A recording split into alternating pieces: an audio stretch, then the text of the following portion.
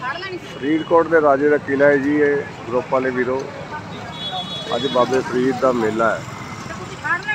बाबा फरीद पाकपटन शरीफ वाले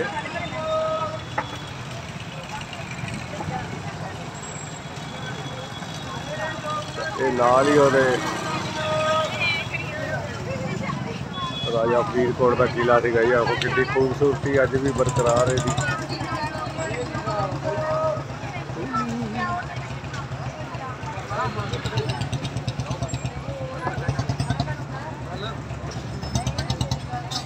चलिए चल चल चल आप विखावे भरावां नूं वीडियो।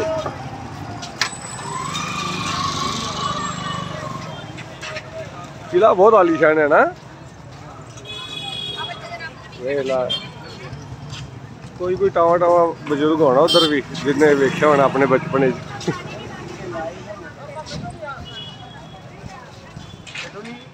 कितने साल पुराना होना?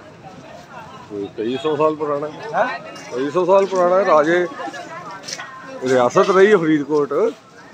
रियासत रही है पीढ़ी दर पीढ़ी राजे रहे फरीदकोट के।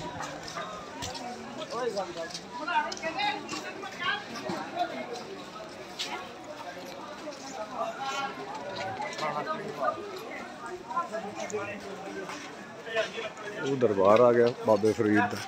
एक दरबार ना उत्थे पाकपटन पाकिस्तान शेख फरीदुद्दीन चिश्ती बाबा इन्हां दा एक दरबार जिहड़ा ना असली उत्थे है फरीदकोट। फरीदकोट गई ना पाकपटन पाकिस्तान च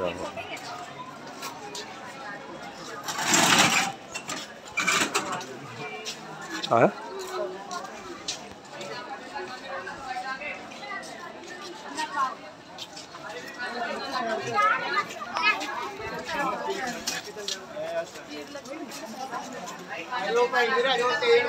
जामिया मस्जिद है फरीदकोट की।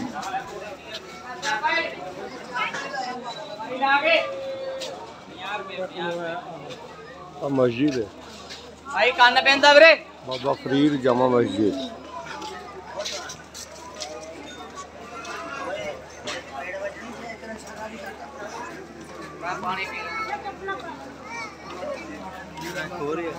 दरबार है जी बाबे फरीद दरबार जी।